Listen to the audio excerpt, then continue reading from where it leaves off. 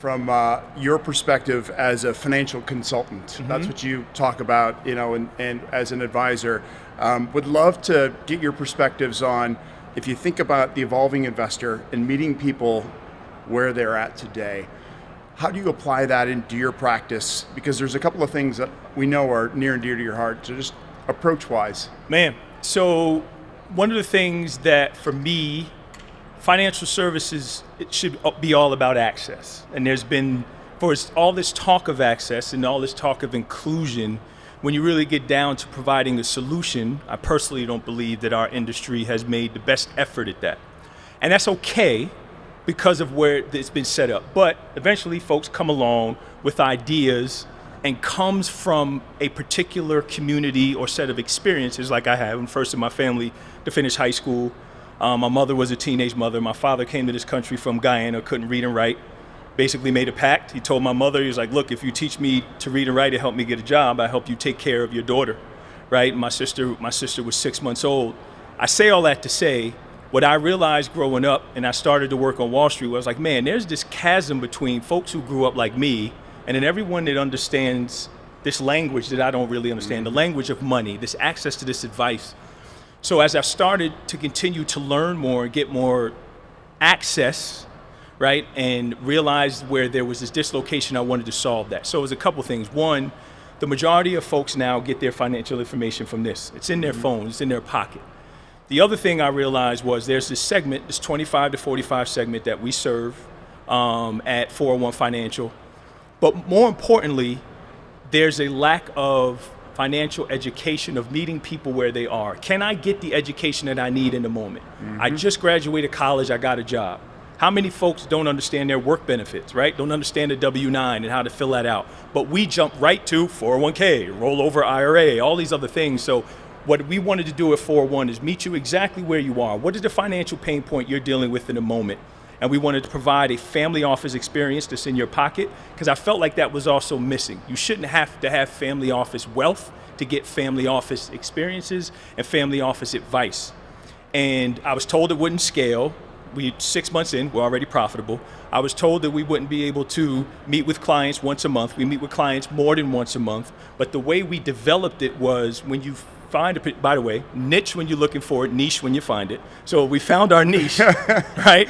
And when you serve, when you have a problem that you're solving and you solve it, you put your thumb on it, right? My mentor always says, solve the problems that people don't think to ask, right? Or that they don't know they have. Then it makes it easy for you to really zero in on what their needs are. And it helps when you have that community aspect of coming from where those folks come from. And I feel like we can do that as an industry. And I felt like by building this little example of that, it'll permeate and expand. So one of the elements too that you focus on is a jargon-free. Yep. Go one layer deeper. So we don't use the term wealth management because I think that is an inherently exclusive term. Again, nothing wrong with it, but imagine if, like, when I'm a Wirehouse baby, so shout out to all the Wirehouse babies, right? Merrill Lynch, when I was at Merrill Lynch, they had their 100-year anniversary. Now just go back 100 years ago and imagine if it was Merrill Lynch Personal Finance, right? But if it's Merrill Lynch Wealth Management, I always walk by a Merrill Lynch office and go, well, that's not for me. Well, that's not for me, right? So a couple things. One, not using wealth management and using different colors and hues and people who look and feel different in our branding and marketing resonated big time. So we wanted to use colors that you don't normally see.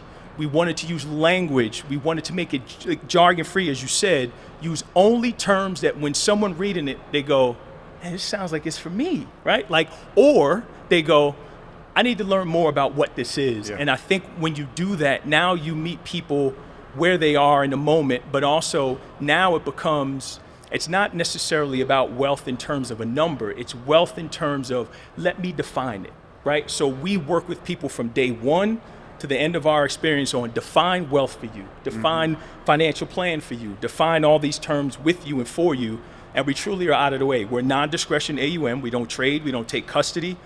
It's $500 all in, there's no other fees, and eventually it's $500 a month now, it'll go to $500 a quarter, and eventually to $500 a year. So our goal is to drive fees to zero, not to increase them. And then through that, I think what we've learned is there are people who are fine with paying that fee because you're able to show them a top-down approach of what does it mean to look at their balance sheet, which again, what is a balance sheet? Well, let's look at everything that comes in versus everything that goes out, right? White sheet of paper, draw a line down the middle. And we do these exercises with them, and it's just amazing to see, because I think at last count, I think 90+% of our clients are working with an advisor for the first time. You talked a little bit about being a wirehouse baby and referring to the fact that at larger firms, there are certain ways of doing things. People told you couldn't scale and be profitable and also personalized. We will have a lot of advisors here who might have to do things a certain way because they work for a firm that requires them. There are compliance layers. What are some things that any advisor can do to try to meet people where they are, keeping in mind some limitations that they might have based on where they're working today? I love this question because no matter what, and again, there's nothing wrong with using the term wealth management. There's nothing wrong with not. We all serve people. And that's what it really comes down to, is do you serve your clients? Do you go to the office every day with the ideal that I'm going to be a servant, right? I'm not a asset gatherer. I'm not a financial advisor. I'm a servant. And I think that's one thing that you can do is serve. I've sworn off to never mention his name, but my mentor is one of the largest Merrill advisors ever in existence, right? Like, he's always at the top of whatever, right? I can never say his name. He said I can't.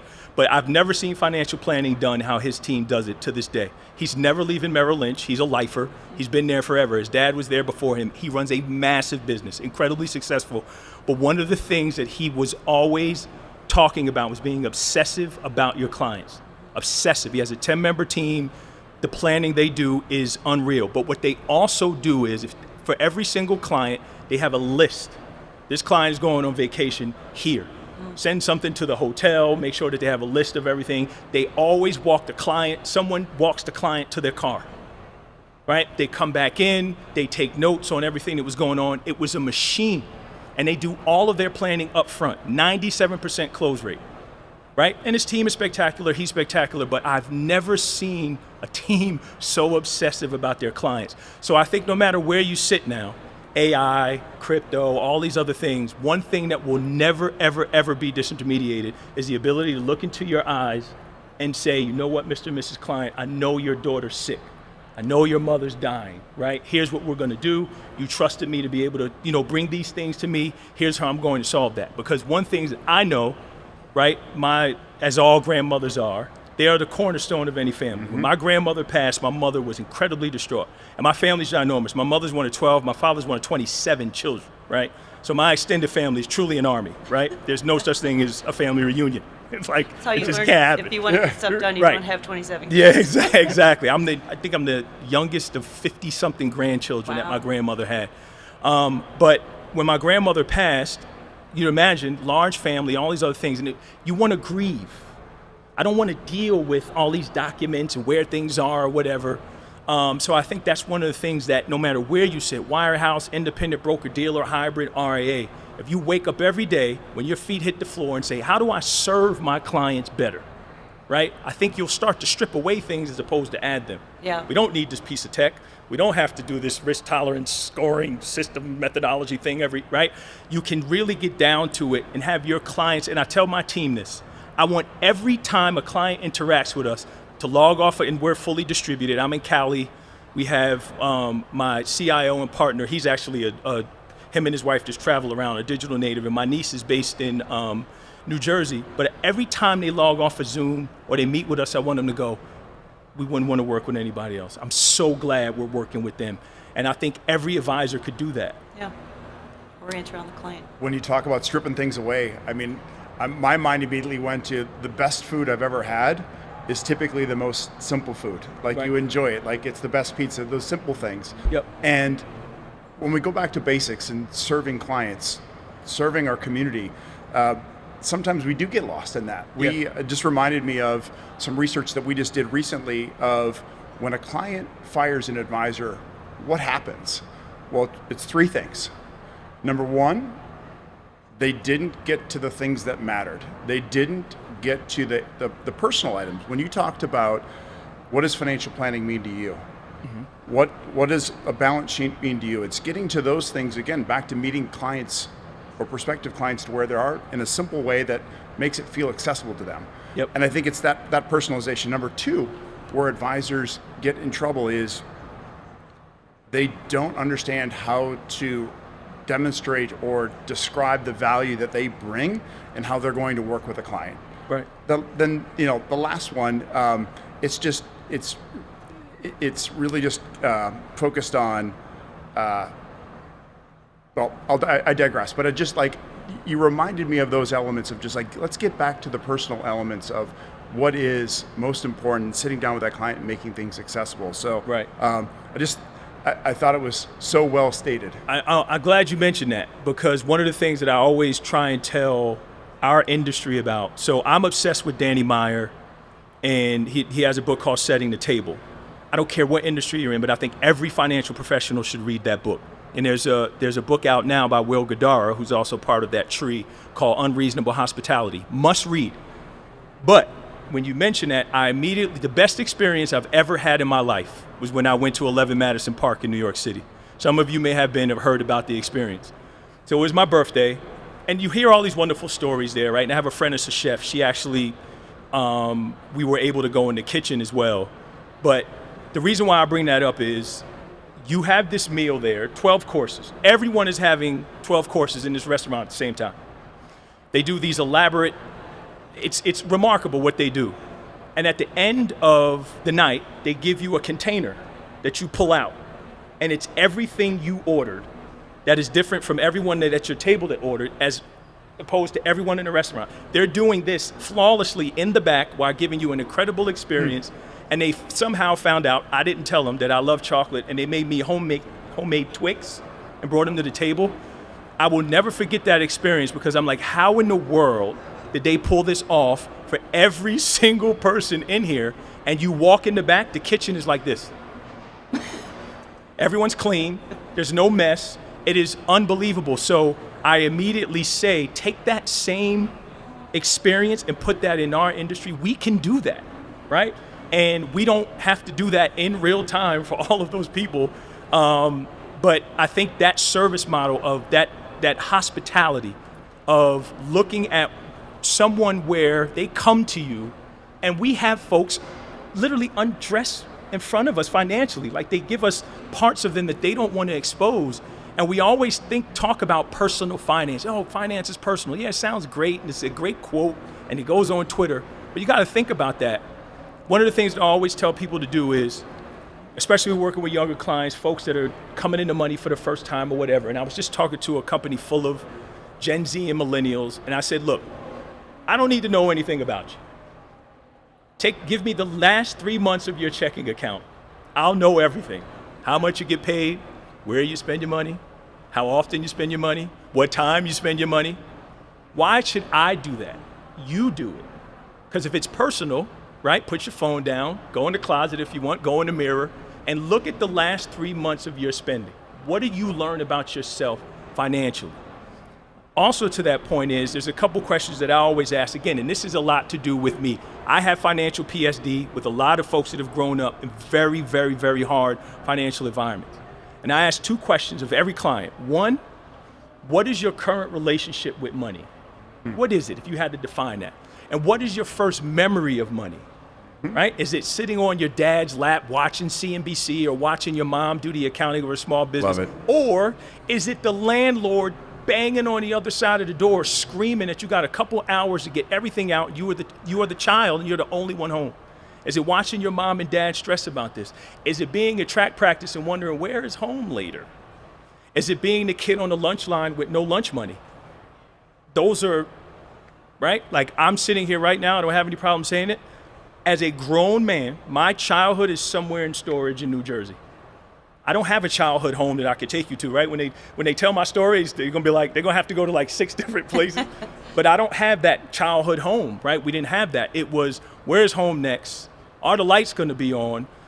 Right? All these different things. So money for me is always going to be this thing that I have to struggle to continue to feel comfortable with. And I think when we meet people there again, and that unreasonable, hospitable way of just saying, let me help you get comfortable with something that should just be simple, but we make so hard and we add all these layers to. And I think that's what that study shows. And I think if more advisors do that, they'll win in spades. Mm-hmm. The part of meeting them where they are is understanding where they are from them in their words. Right. Absolutely. Yeah. And to that point as well, there was something a while ago, and this is somewhat controversial, but I don't have any problem. If you know me, I don't have any problem saying controversial things. And not that I'm not going to say a bad word or anything. I don't. But there was an advisor in Texas, I believe. It was a white woman who got in trouble for basically telling her employees, "Don't go after anyone except rich white people." And it was a hubbub. Oh no. And I looked at it as, and again, I've been called out my name in this industry and called the N-word and told me my name was too black, all types of stuff. So I've seen the worst of racism in the financial services industry, but I'm looking at the responses to this and I'm like, all the people that are really mad at her do the same thing, they just don't say it. She said it, right? So when people reveal themselves and they show us who they are, we should acknowledge that. Now here's where I don't have a problem with it. If I am a former basketball player and I work with all former athletes, is that okay? If I work with people that are only dentists, is that okay? Great. Strip down what she was saying. Yes, the way that she said it and the way she went about it was racist. But what our industry does is exactly that, where there's this homogeneity that if we break out of, then it becomes more representative and equitable. I don't use diversity, equity, and inclusion. We failed at that. Let's move on. But a more representative, equitable, and accessible industry means that regardless, everyone gets a fair shot. Tall, short, fair, skinny, pink hair, green hair, doesn't matter. You're all represented, you get an equitable shot. And I think as an industry, when we do that and we make ourselves available to all people, then we start to realize we have more in common, and then we start to bring in the clients that are the children of the boomers and folks who have the money, but people who just look at our industry and go, and I said this, and I will go on record again, I think in 10 years' time, this industry will be the most beloved industry in the world. I truly believe that, because you see the seeds now of it changing, and there are so many people that are working with a financial advisor for the first time and going, "That's what you do?" Right? And they're having a wonderful experience, and I think that is happening all across the board. Wirehouses it doesn't matter. If you really do those things and you serve people well, I think what you start to notice is that it strips away all this facade, and we start to become real people. It's back to your point about wealth management being inherently exclusive, because the implication is you have to have wealth to manage before I'm going to work with you. Right. And now, more than 10 years ago, 20 years ago, people have access to more information. You talked about them getting it on their phone. At what point do you think managing that information, we're talking at this conference about the volume of information and the challenge of actually making sense of all of the information that you do have access to, at what point do you think clients will be drawn to work with an advisor versus trying to do it themselves online? Because you can do a lot by yourself online, and you could get to the point where you don't have wealth yet and you're just doing it on your own. Yep. Fantastic question again. that same mentor, right, would always say this, right? And I miss it. I was a really good cold caller. I loved cold calling, and I would light up the office, and they're like, "Oh my God, will he shut up?" Right? But I would stand up and I would pitch the room. But I just loved cold calling. And he called me in his office one day and he goes, "That's great, but at some point you got to service these people, right? You got to become a financial advisor." And he taught me to become a financial advisor. But one of the things that he said was, you're not going to make people want to work with you. You have to continue to add value, and then something in their life is going to happen, and they're going to think of you and nobody else. And I'm like, man, that's good, right? So what I started to do was, like if I was pitching and it was cloudy outside, I was like, "Mr. Jones, it's a beautiful sunny day here in Edison, New Jersey." And he's like, "You idiot." Like, it's cloudy, the window. right? But I made him laugh, right? And then he would call me back and say, "Hey, I just left my job. I know you've been calling me. Stop calling me. I'll become a client," right?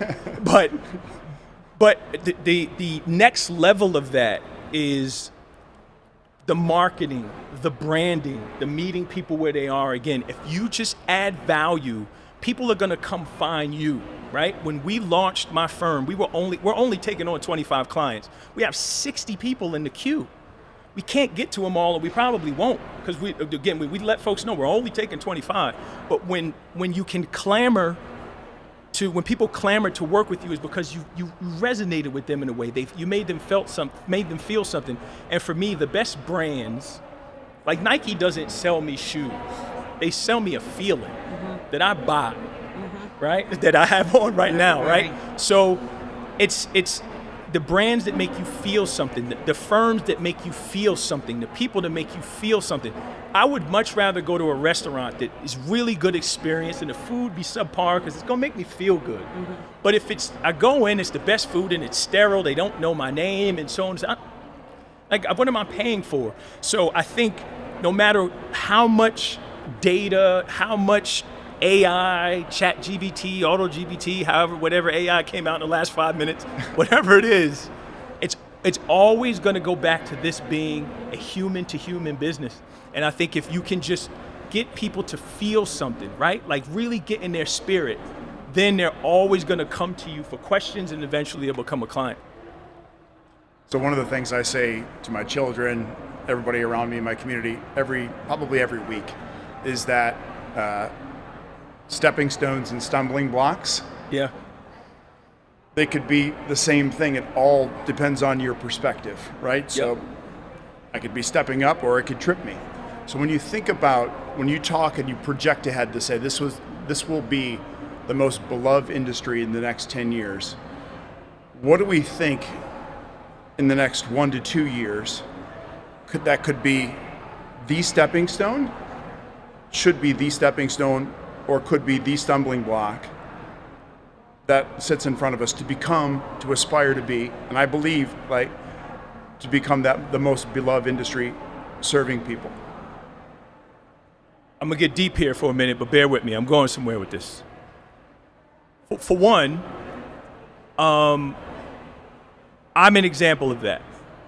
We are sitting here in Chicago, in a city where there are so many young men who look like me that are choosing to resolve their issues with guns. And as a black man, I sit here at a conference sitting with you all. Our industry lacks this image.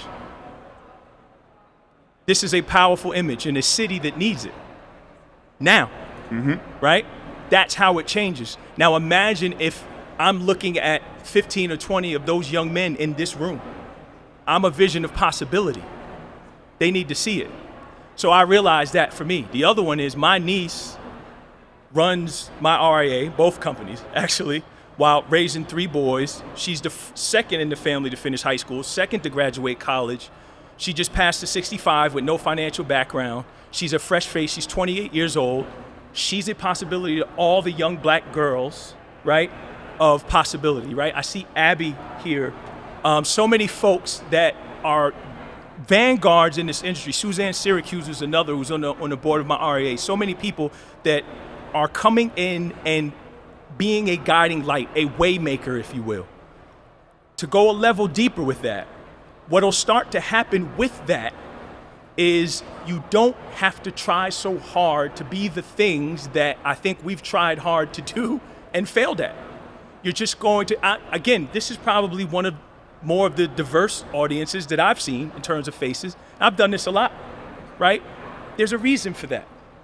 And it wasn't like check a box to make sure that, right? So I think so long as we keep providing spaces for conversation, for people to learn, for community, to continue to engage the communities where we are, right? Anyone that knows me, when I go to a conference, I don't touch a city without touching the people. I can't come in and do all of these things and be around some of the smartest, most notable people and all these big brands with all these billions of dollars and not go touch the people. The community should start to feel a part of it. There should be a day where it's just pro bono financial planning day. If you are anywhere within 5 minutes, come to the Morningstar conference and you get a free financial plan. You don't know what a financial plan is, we'll tell you, then we'll give you one. Like, that's gonna start to happen, right? But it's the visuals that need to change, right? Think about this for a minute. And I just said this before I came down here, right? Everyone knows me for wearing shirts with messages and whatever else. I love wearing suits. But then I realized, I'm like, man, I wore suits all the time to be accepted. But now I have a responsibility to turn that, because I have to project an image of being comfortable in an environment and providing an image of possibility. I have three great nephews, and my niece's boys. I want them to not have to go through what I went through to have to sit here dressed like this, right? When you pick up the phone, tell them your name is Tyler, not Tyrone, that's too black. Well, excuse me, right? And a branch manager that called me that word multiple times, it got promoted.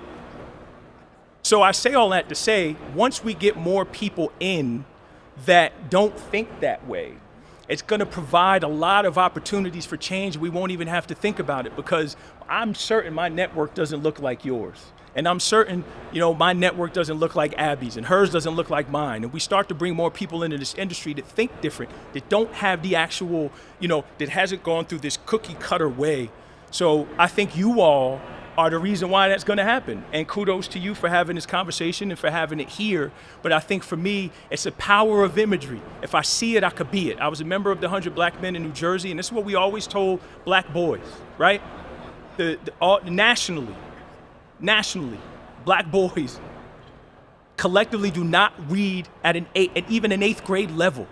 It is my responsibility to fix that. Right? How do I fix that? By you all having me here doing it. So I think through these seeds of possibility, folks are going to look back at this industry in 2, 5, 10 years and go, man, look at what the effect that they've had on change in this country.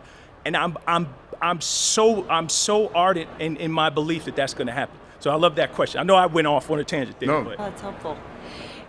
Speaking of stumbling blocks and stepping stones. There you go. So what were some things that surprised you, people who stepped up to support you as you were launching your firms, as you were endeavoring to do these things? Did you have any surprise areas of support that you wouldn't have expected? And You guys are asking some really good questions. Yes. There are so many people that and my mother always says it, somebody is always watching, right? And I went through a very public divorce after I left my last company. That month that I announced that I resigned, I had 50 meetings of people who reached out and wanted to have a conversation. 46 of which I had never met in my life that just wanted to offer a kind word, that I had inspired them or keep going or what's next or whatever. But I have to give a shout out to Eric Clark at Orion. I was in Omaha meeting with the folks at Carson, and I had never met Eric. I heard wonderful things, and he DM'd me. And he was like, I heard you're here, come see me. And I was like, ooh, all right. And again, shout out to Jamie Hopkins and Craig Lemoyne. They drove me over to meet with Eric, and I'm sitting there with him, and he goes, look, I know you're going through a lot. I mean, I can't tell you how long the suck is going to last, but it's going to suck for a while. And he pulled out these old notes that he had of when he started Orion.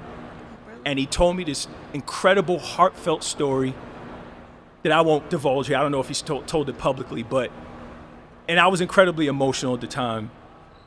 And he told this story, and he goes, what can I do to help? And I kind of did the same thing. I pulled out this phone, and I read him some notes.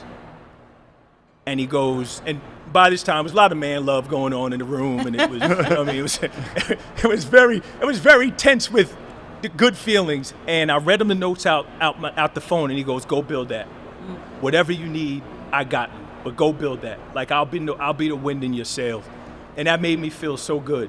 And that part to me is like, you would never, it comes from, it's not going to come from the people you expect, I guess is what I'm trying to say. It's going to come from a stranger, but somebody that's been watching you. Yeah. And which is why you always conduct yourself, and again, I will never do anything to embarrass Carol and Tyrone Ross Sr., but you always carry yourself in a way that is a benefit to humanity, and when you are at your lowest moment, you are going to get lifted up. It's People without a show doubt. up. And we always talk about compound interest and the rule of 72. Nothing compounds like gratitude. Yes. The more you give, the more you get. My mother's the greatest example of it. Like, Ma, that's the last can of corn, right? Don't worry about it. There's somebody who needs it more than us. And then we have 4 cans of corn. Like, it's amazing. But you can never outgive what you have. And I think because I've always been able to be a giver when I needed it, there was so many people. Showed up. So many people. There's just such a list, but it just allowed me to say, all right, you know what? I'm doing the right thing. I'm honoring my gifts. I'm not embarrassing my mother and father, and I'm putting my best foot forward. But one that comes to mind is Eric Clark, but there's so many people. Love it. Yeah. All right, when's the crypto part? Yep. Tell us. Managing information. Oh, let's go back to stepping stones. Let's go back. Where are we at right now with with digital assets? Is it are we stepping stones or stumbling blocks? Where are we right now with crypto? So here's the truth, and I think folks in our industry, and I'm a full-blown crypto hippie, right? So, but I also have common sense. As far as the wealth management space is concerned and crypto in general, right? And I just been lucky enough. I have a relationship with the SEC. I've spoken to Commissioner Crenshaw. Have a great relationship with Hester Peirce, and just had a one-on-one with Hester. So there's a couple things here. I think our industry is completely unaware of how damning the new safeguarding rule is on crypto. They're discouraging crypto custodians, existing crypto custodians, from custodying crypto assets, and I say crypto assets for a reason. Mm-hmm. But and then also they're making it very hard for advisors to give advice on it. Mm-hmm. Gensler wants it done, and he's gonna dig in until he gets that done. So I don't think folks are taking the proposed rule serious enough. So that's one. Secondly, as you all know, and a lot of folks here know, there's this connectivity issue of just the pure data, the ease of use, the accessibility, the easy button. It does not exist. That needs to happen. And I told Hester this. Indirectly, you are helping the space because the rails that need to be built for advisors to comply, right, still isn't there. For instance, the new safeguarding rule says that the advisor has to have an agreement with the custodian, 2 of them actually, but so that the advisor gets a statement, the client gets a statement, sent from the actual custodian. As of right now, advisors are kind of in the middle of that. They don't want that anymore. So that's one.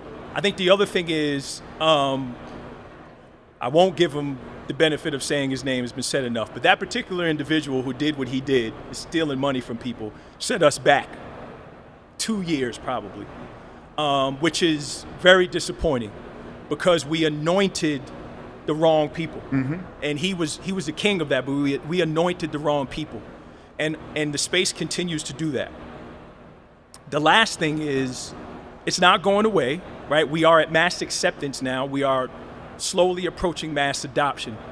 But I think what is missing is crypto still hasn't found its Steve Jobs or had the iPhone moment, right?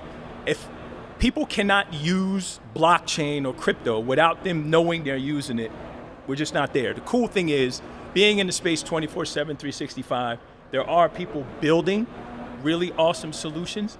But I think as far as, and I'm talking to folks in our space a lot, it's interesting that the actual vendors and the providers of the technology are pushing forward, finding ways to make it accessible to advisors.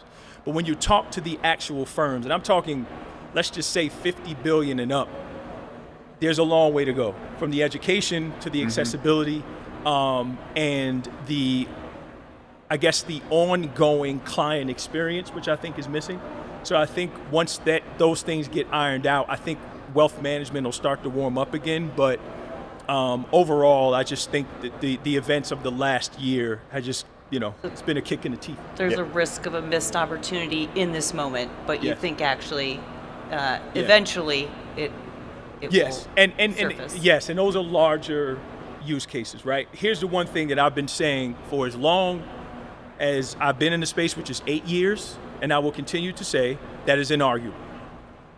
Crypto has one inarguable use case, is that it provides financial access to people that have never had it before. period. You can't argue that. Every day that the Bitcoin blockchain continues to exist, billions of people globally gets access to financial service. And the only reason I came to it, because a friend kept bothering me about it, this mythical figure Satoshi, and all these other things, right? And I was at Merrill Lynch, so I was drinking the ETF mutual fund Kool-Aid, and he's like, let me show you this. Now, FedNow says we're going to get a real-time payment system in this country, which we don't have, right? Japan has had it since the 70s. We're finally going to get it, hopefully, but that if the banks want to cooperate. So, why that matters is if I can put my money in the bank today and have it settled today, that helps people at the bottom. You walk 10 minutes that way, so a check cash in place, right? You only need to see your mother crying, trying to get to the check cash in place before it closes so you can eat, so she can cash a check. Why? She needs the money now. Yeah. Take what you want. Yeah. I need the money now, Can't right? wait. That's powerful because I'm willing to pay whatever usurious fee it is just to get access to the money now. So we have a very Western elite privileged view of Bitcoin. It's not a currency. Of course it's not in the United States of America because every time you spend it, it's taxable. It's not a good currency here, right? But go to the global south or in Guyana where my uncle was. I'm like, let's stop going to Western Union and sending him money. Let's use local Bitcoins or something like that where he can literally get cash, transfer it right there, all on the same platform. Sadly, local Bitcoins was sunset based on everything that's happened here, but all that is a data layer for folks to be able to transfer value. Mm-hmm. That's incredibly powerful. And I want to end by saying this, because this is incredibly important for anyone to understand. I don't talk about crypto to change minds anymore, past change of minds, just to open mind. But 14 years ago, when Bitcoin was released into the world, it did one thing, right? And this is whether it can, and I tell people all the time, it can go to zero, all these other things. But every day it runs, as I mentioned, folks get access. But what it did was it shined this big light in the corner of all these inequities in the financial services in this country. America doesn't have a problem with equality. It has a problem with equity. That's America's problem. So when everyone gets an equal shot to see the play, right? Or I get a shot to see the ball game and I'm not up in the bleachers, I'm on the field. When everyone gets that, now we're really talking. So what Bitcoin allows is for anyone, the same way I would walk up to Abby and hand her $20 and walk away, the same way I keep money to give homeless people when I see them, that's what Bitcoin allows, the transfer of value. So all it did was, wait a minute, there's no real-time payment system in the United States? It's 2.6% at minimum to send a remittance, sometimes upwards of 5%.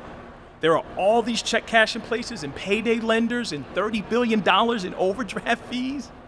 It just shined a light on it. So if nothing else happened, at least we went, oh man, this kind of stinks, right? We probably need to start fixing this for some people. So for me, that's what I like to point out. It's not about all that other fancy stuff that people talk about and the scams and all of that, but we do a great disservice when all those things, again, that goofball that got in trouble took away from the narrative that needed to be painted, that when you look at the data, the people that own it, right? And the Federal Reserve did a study.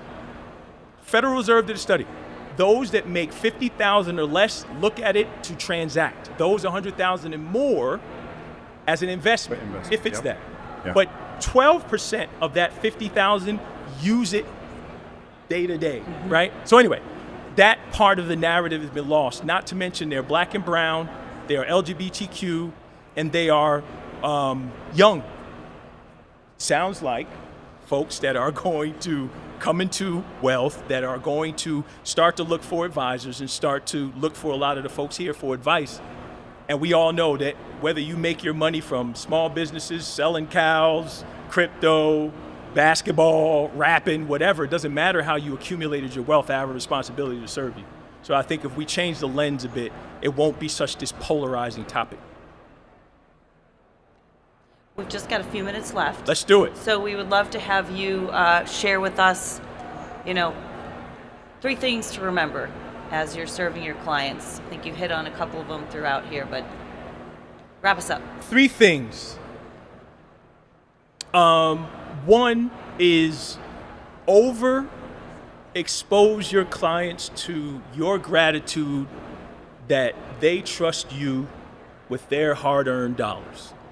Even if they're hard-earned inherited dollars. I don't care how they got them. Every single time we leave a client, I say, Mr. and Mrs. Client, thank you for your trust, belief, and confidence in us. Every single time. Every email with gratitude. If you got an email from me, I put that at the end of I handwrite that. That's not a signature. I write it every single time to make sure that I'm holding myself accountable with gratitude. Overextend the gratitude to your clients and show them different ways that you express their gratitude. Referrals, we go through all that other stuff. But simply, you came to me and you asked this question. You've been with us for 5 years, right? The anniversary of them being with you, the anniversary of them moving over assets, whatever the case may be. You can't have enough gratitude. Second thing is, it's very important to remember at the end of the day, the human touch, right? The human touch is so powerful. What do you make people feel when they are around you? By what you say, by what you highlight, by what you wear, by what you don't talk about, by what you eat, right? All these things matter, right? I want somebody to get in the elevator with me and get off the elevator and go, whew, I'm fired up. And I didn't say a thing. You felt that energy. Yeah. That people should feel that. And more importantly, someone that is paying you handsomely to handle things for them. So the human touch, right? Don't be afraid to be vulnerable. And not vulnerable for cheesy kudos, but express certain, I'm very selective, but I share things with my clients, right? I've made all the financial mistakes you can make. When I got to college and all them little stations where you can get a credit card, I stopped at every one, right? And then I blew up my credit score, right? I've done all these things, right? So be vulnerable, show, and again, you can, this whole thing that you can't show personality at a wirehouse, well, yes, you can, right? Like you can. So the human touch is incredibly important. And the third thing is this. And this is if I don't say anything else, I think this is incredibly important for me to say. Our country is more divided than it has ever been. We don't have any leadership. I have nephews, I have a niece, you have children, you have brothers, you have sisters. We need to find our next generation of leaders. They are your clients' children. They could be your clients. But we need to anoint people and help them find themselves to say, you know what? I am going to take a position in leadership or politics or whatever to change the course of where this country is headed. And it's nowhere good. And I think we all look at the school shootings, we look at the ranting and raving online. They can't get it together on the Hill, the homelessness, the mental illness, the gun violence, all these things. That is our problem, our collective problem, the United States of America. So when you're talking to clients and you're with yourself, to love on yourself, to provide love, to be loved, to give that to your clients, to love on one another, so that now you're seeing videos of kids beating each other up because they lost a wrestling match. Like, that is reflective of the human beings that have poured into these children. So to the point of what I was saying, and I'll end here, being the most beloved industry in the world means that we see people to allow them to see themselves that they can love more. And not love more through what you have and accumulate. To love more by who you are. And what you can give to yourself, to your family, to your friends, to your community. And then I think we'll start to see the industry that we want to see, and I think we'll see the country that we want to see. Yeah. But that's it. Thanks so much for being here and for sharing Yeah, your insights. We really appreciate it. Loved our time together.